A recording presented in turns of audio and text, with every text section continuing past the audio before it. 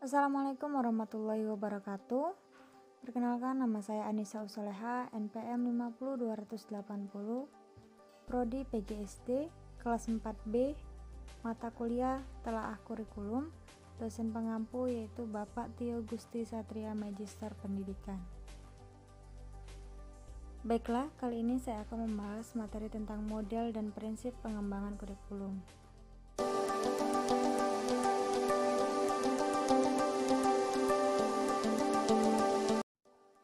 Model pengembangan kurikulum adalah model yang digunakan untuk mengembangkan suatu kurikulum, di mana pengembangan kurikulum dibutuhkan untuk memperbaiki atau menyempurnakan kurikulum yang dibuat untuk dikembangkan sendiri, baik dari pemerintah pusat, pemerintah daerah, atau sekolah. Dalam pengembangan kurikulum, model dapat merupakan suatu ulasan teoritis tentang suatu proses kurikulum secara menyeluruh, atau dapat pula merupakan ulasan tentang salah satu bagian kurikulum. Nadler tahun 1980 juga mengungkapkan bahwa model yang baik adalah model yang dapat menolong si pengguna untuk mengartikan dan memahami suatu proses secara mendasar dan menyeluruh.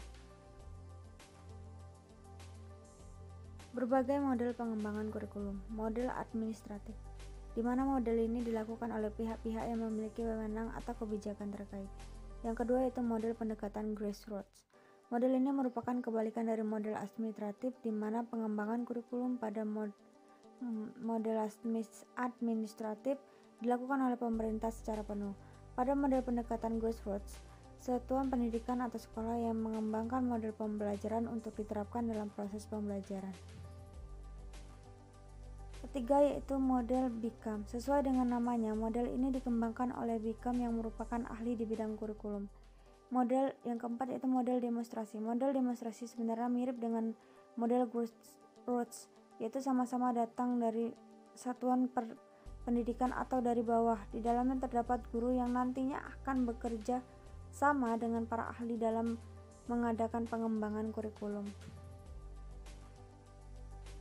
Kelima yaitu model pemecahan masalah. Perubahan sosial merupakan dasar dari model pemecahan masalah. Dalam prosesnya, model ini melibatkan seluruh pihak untuk sama-sama terlibat, yaitu peserta didik, wali murid, dan pihak sekolah sendiri.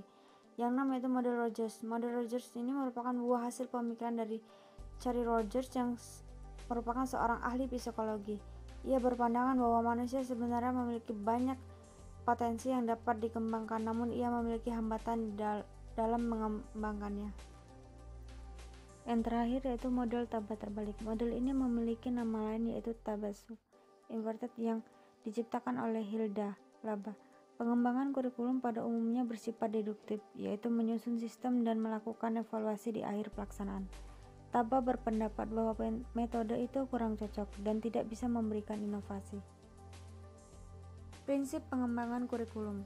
Kurikulum di Indonesia mengalami perubahan dari masa ke masa sesuai dengan perkembangan ilmu pengetahuan dan tuntutan dalam masyarakat. Penerapan prinsip-prinsip pengembangan kurikulum salah satunya dijelaskan oleh Dr. Wina Sanjaya. Dalam kurikulum berbasis kompetensi, di mana dalam prinsip pengembangan ini juga memperhatikan beberapa aspek mendasar tentang karakteristik bangsa. Prinsip umum.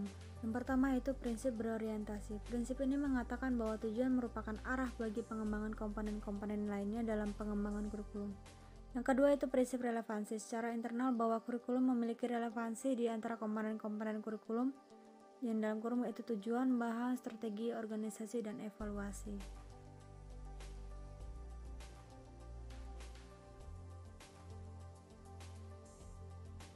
Ketiga itu prinsip-prinsip efisiensi, yakni mengusahakan agar dalam pengembangan kurikulum dapat menggunakan waktu, biaya, dan sumber-sumber lain yang ada secara optimal, cermat, dan tepat sehingga hasilnya memadai. Dua prinsip efektivitas, yakni mengembangkan agar kegiatan pengembangan kurikulum mencapai tujuan tanpa kegiatan yang mubazir baik secara kualitas maupun kuantitas. Yang keempat yaitu prinsip fleksibilitas. Fleksibilitas sebagai salah satu prinsip pengembangan kurikulum dimaksudnya adalah ruang gerak yang memberikan sedikit kelonggaran dalam melakukan atau mengambil suatu keputusan tentang sesuatu kegiatan yang akan dilaksanakan oleh pelaksana kurikulum di lapangan. Yang kelima itu prinsip kontinuitas, yakni adanya kesinambungan dalam kurikulum baik secara vertikal maupun secara horizontal.